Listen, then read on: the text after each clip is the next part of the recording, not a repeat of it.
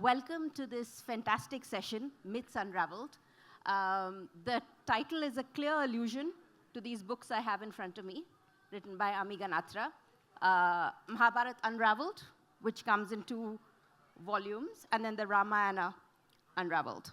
And when I initially started talking about the session, I said, Acha, can you send me a book so I can read it? And then once it turned up in my house, I realized I actually had copies. But the one thing that I wanted to ask her was, where do we start? And she said, you tell me. And should we do Ramayana? Should we do Mahabharata? And very ambitiously, I said both. So the scope is going to be huge. We have only 30 minutes, and as you can imagine, we can probably talk about the Ramayana and Mahabharata for possibly 300 years.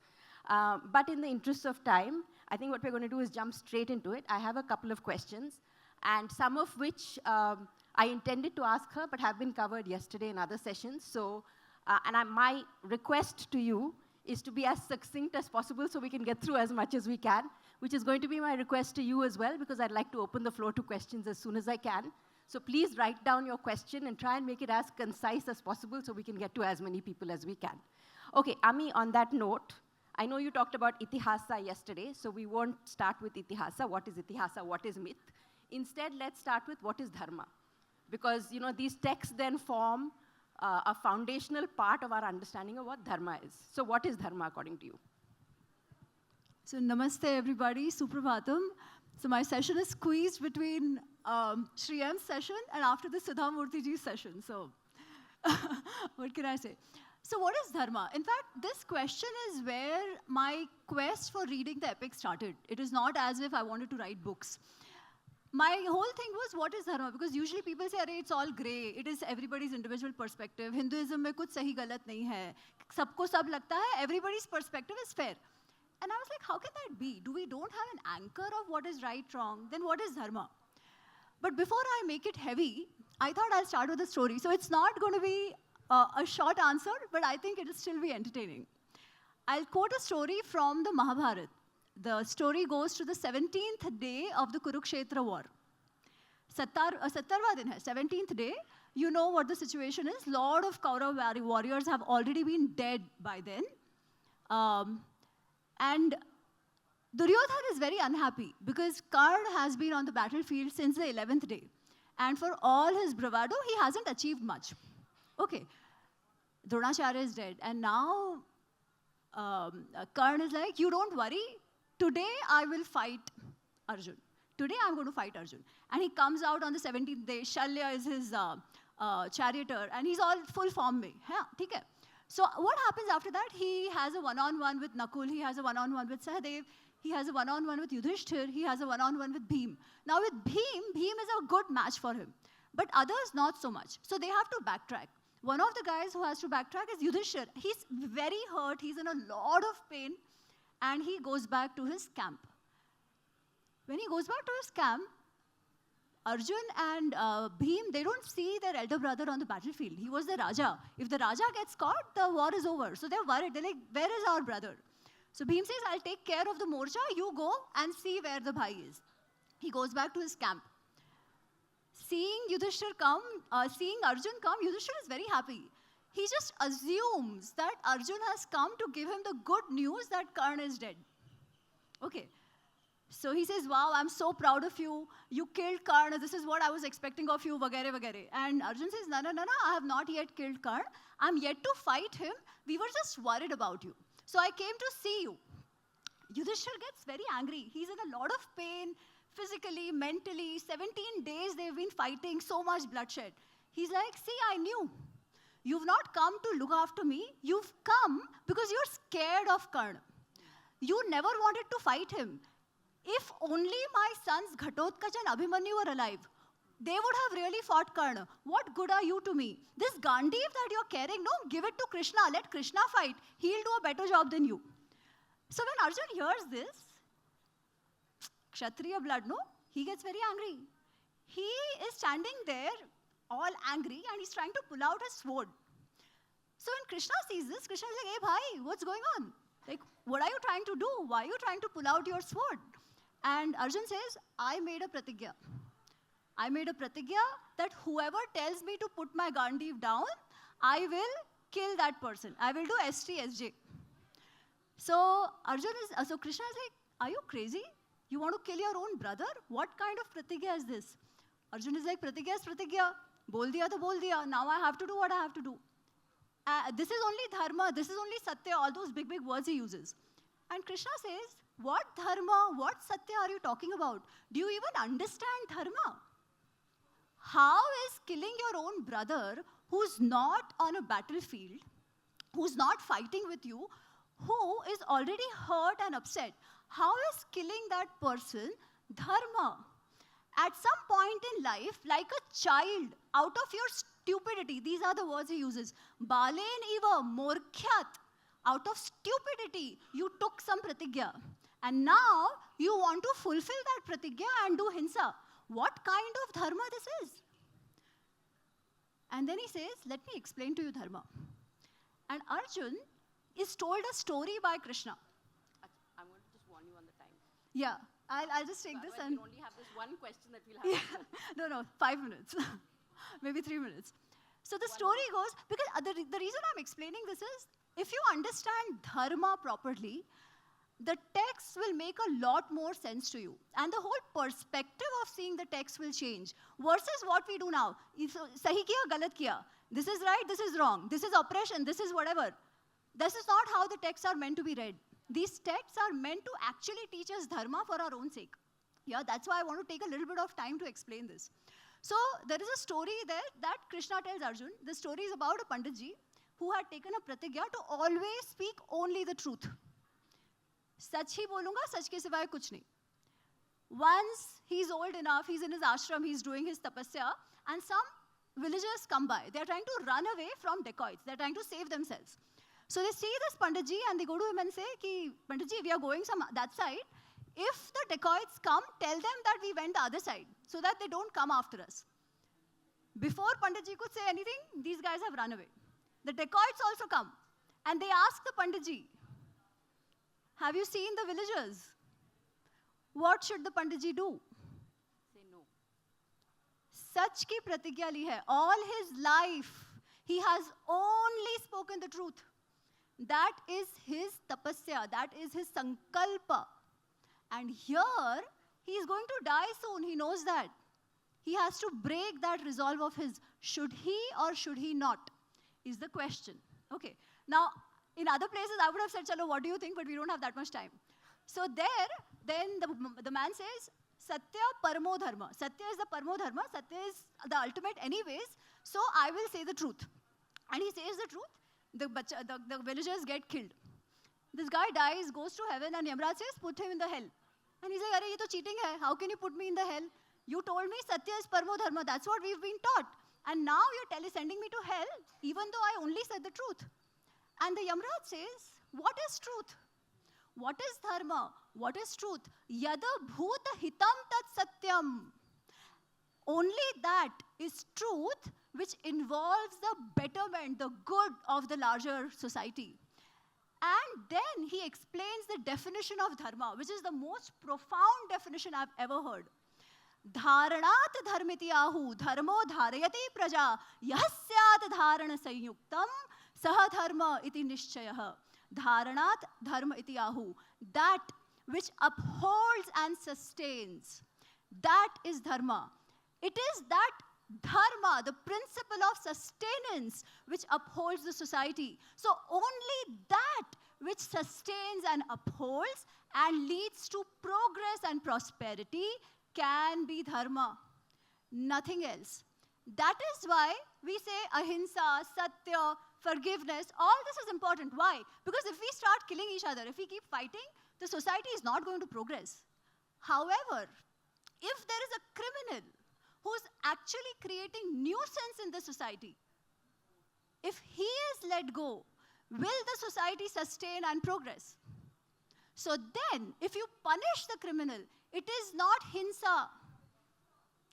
By not punishing him, we are doing an adharma on the society. By punishing him, we are actually following dharma. This is the nuance of dharma, which needs to be understood while you read the epics. Thank you. Thank you. I think fundamentally we're done. You all the stories and everything else, pick up the books and read them. Because now this is the foundation. Acha, no, I'm kidding. So we've got, in my scheduling of time, we've got a minute and a half left. So that is how long you've got before I open the floor to questions. We started a bit late. We did start a bit late. Acha, people, organizers, we started a bit late. We're taking a bit more time. Okay, so we're throwing their schedule off from like the beginning. Acha, so now we've gone on a very metaphysical level. Okay, let me then bring it down to something that's very practical. Okay, you have, if you look at the Ramayana, you trace Rama's lineage back through several kings. You know, this is where he came from, and then you trace literally like 18, 20, 25, 30 kings. And then you look at the Mahabharata and you say, okay, this is the lineage of the Kurus. But essentially what you have is a series of niyogas, right? Which is where either the husband is impotent or the husband has died. And then, you know, somebody has come in and played the role of the father in conception. So basically what the Western tradition calls immaculate conception, right? And then you have various sons of Vayu and sons of Indra and sons of Surya, and these are the great heroes of the Mahabharata. So why don't you tell us a little bit very quickly about Niyoga, whether Kunti's first son Karna was also considered Niyoga, and how you then talk about the purity of dynasty and primogeniture within these epics. So this is a very controversial question. A lot of times when I answer this question, I actually have people come back and say, how dare you say that? But I'll say it because I say it's not my problem. Take it up with Vedvyas ji if you have a problem. So typically, what are we seeing that how are these all bachas born? Haath aise kar diya, bacha tapak gaya. Does a bacha tapko that way? No. Our epics are very rational. The bacha hasn't come that way. The bacha has come through the normal process. Okay, it is the normal process. Now, what does it then say about the morality of the men and women involved? In Mahabharata, as she very rightly said, Dhritarashtra and Pandu are born after their father has died, right? All the 5 Pandavas don't have the blood of Pandu. Pandu was impotent, right? And still, we consider them great. We don't talk about their ancestry, and they're not considered bad. So what does that actually tell us about that society? They probably were more liberal than what we consider ourselves. But what was that vyavastha of niyog? Was it meant for free sex, jisko jo chahiye wo karo? No, that was not the purpose. Niyog was a vyavastha which was meant to uphold the grahasthashram. Grahasthashram is the householders. And for the householders, having the praja was most important. See, as I said, dharma is about sustainability, sustenance. If people don't have bachas, what sustenance are we talking about? The society has to sustain, right? It can only sustain if people are born. So, in times when, say, the husband was dead or he was impotent, did the lady not have the right to have matrutva sukh? Our society said she had. So with her permission and with the permission of the in-laws, if the husband was dead, or the permission of the husband, if he could not give her a child, she could invite somebody of good character to conceive. But that was not meant to have a relation, so to say. The husband, or rather the person who was called, could never claim any fatherhood on the child. Yeah, the child would belong to the husband.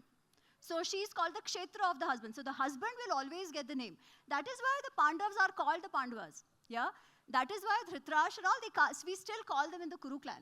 So that was the concept of the niyog. So it was no magic that the bachas were born the way they were born. It was the normal process. Same goes for Karna as well. It was the normal process. So what we see these, when we say they're gods, right? I think the way it is put that way is because it didn't matter who those fathers were. But what did matter, or what they did want to tell us, is the fathers did definitely have certain qualities, which then we see in the bachas. That's how it was, that's how it is, rather. Great, thank you. Thank you for being brief, but also comprehensive. Okay, so I'm going to try and restrict myself to one more question, although I am teeming with questions, and I'm going to be fair and open it to you all. So please be ready. And then I want you to be equally fair to us and keep your questions extremely short. I hope people are walking around with a mic and get to people quickly as well. So now my question now is about the Ramayana. Now, we touched on this briefly in our conversation, but you have these two societies that are concurrent, two kingdoms. You have Kishkinda, you have Ayodhya, and you have what happens with Tara. You know, Tara is Vali's wife. She's queen of Kishkinda. Vali is assumed dead. Sugriva comes back, becomes king, marries his elder brother's widow. Then Vali reemerges and throws Sugriva out and forcefully marries Ruma, who's Sugriva's wife. And then Rama becomes friends. Let's call it becomes friends with Sugriva, finds common cause, and on behalf of Sugriva, kills Vali, and again, then Tara marries Vali, right? That happens in Kishkinda. And simultaneously, you have Rama and Sita's marriage, where, you know, they love each other terribly. You know, she follows him into the forest, and then she gets abducted and refuses to go back when Hanuman finds her, refuses to escape from Ashok Vatika, saying, no, I cannot touch another man, so I will wait for Rama to come and rescue me. And then she chooses to do an Agni Pariksha to prove her chastity. And then afterwards, when they're back in Ayodhya, he hears some common person saying that, oh, you know, when the queen can get away with such behavior, how can I chastise my own wife, etc. And on the behalf of that, she then gets abandoned in a ashram, right? So you have two concurrent kingdoms, Kishkinda and you have Ayodhya. You have two royal marriages, two queens, Sita and you have Tara.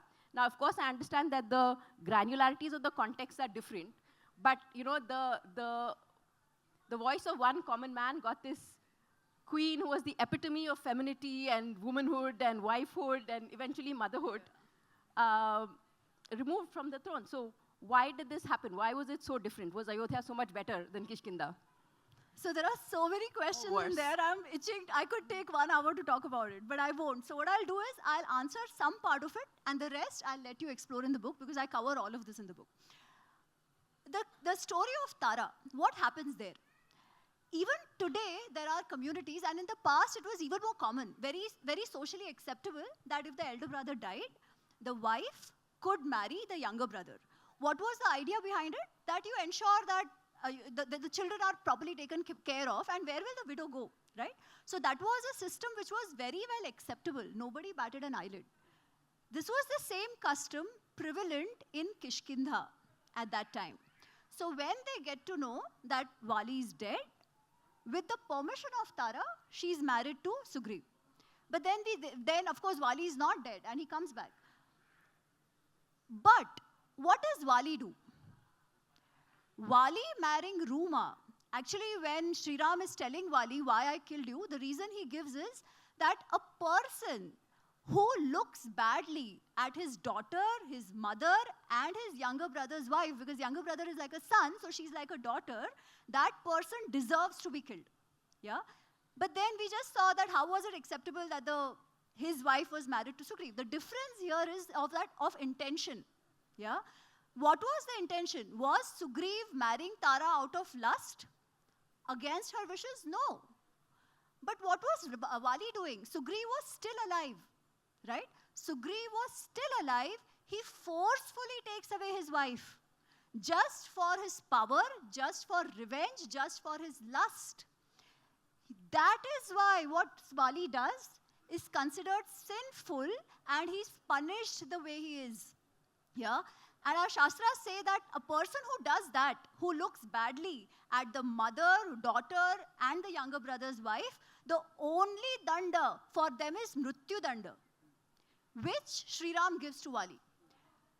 The situation of Ayodhya is actually very different. Yeah? Here it is not about anybody marrying anybody. It is not a moral standard, so to say, in that way. If I answer that, it'll take me some time. No, you don't have time. Okay, we'll hold on to that. I will leave it at this, that the whole part about Sita Ma going away, some people say and some schools say that it didn't happen, Uttarkand is Prakshipta. If you want to believe that, that's fine. If you don't want to believe that, I would say do read the perspective I give in the epilogue of the book, because this whole part is very controversial, as we know, right?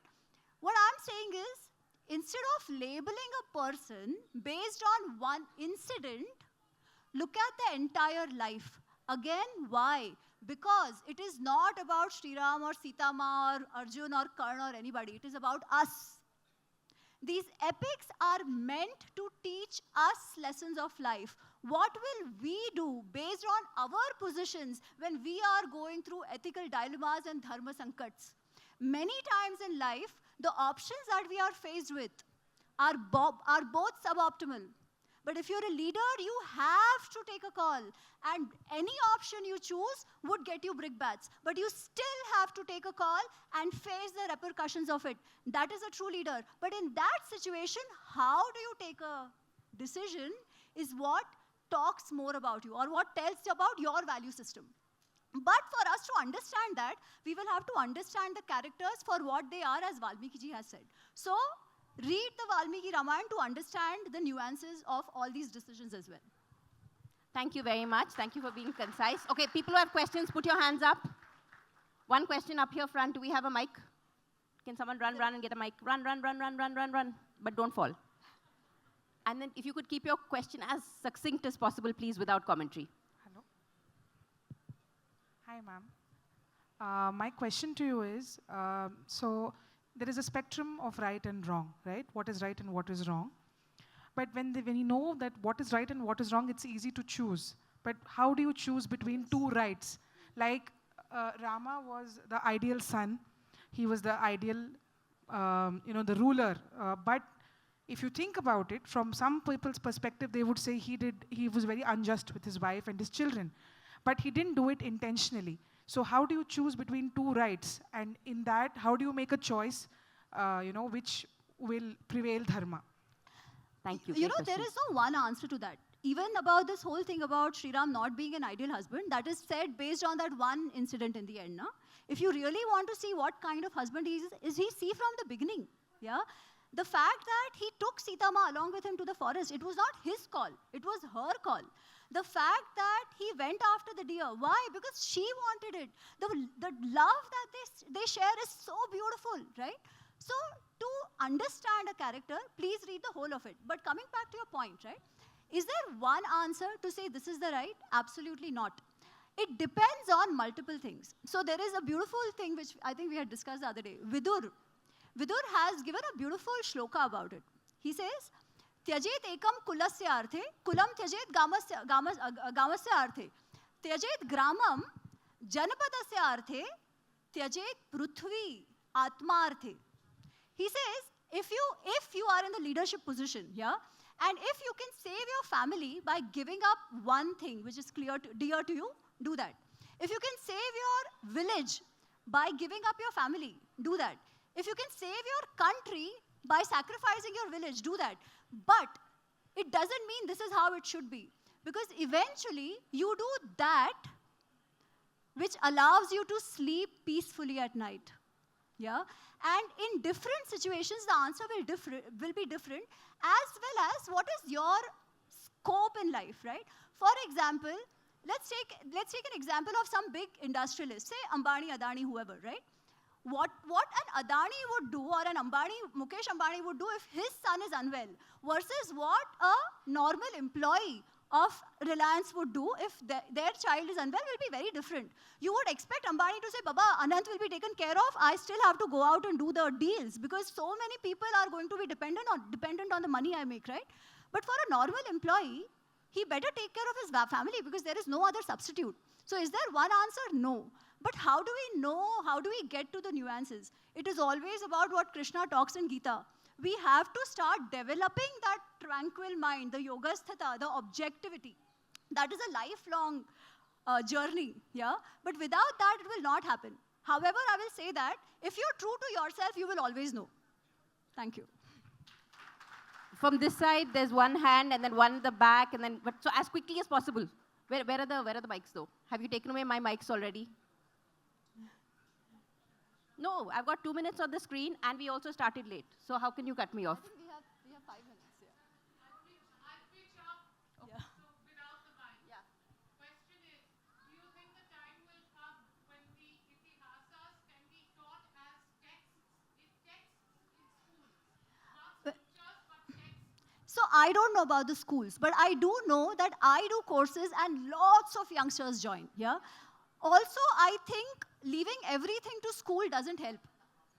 We have to know it. So a lot of times parents ask me, Are, we want to tell our children, please teach our children. I said, do you know? Do you know the text? You think you do, but you don't. आप शुरू करिए. It will come through you, through your kids, right? So school का तो जो होगा वो होगा. I am no one to say, but you start and take it to your kids. It's very important. Thank you. One more question. Let's get a man after that. Yeah, I actually wanted the gentleman behind also. So be very quick and then Sure. pass the mic to the person behind and answer both questions together. Sure. So We were out of getting kicked off. all the two the epics, Mahabharata and Ramayana, which is your favorite most character? And another part of this question is No, one part and then the person behind please you. one. I want to know more about Ghatotkacha. He was all throughout his life was not with his father, but when the time came, he was called and he was asked to die.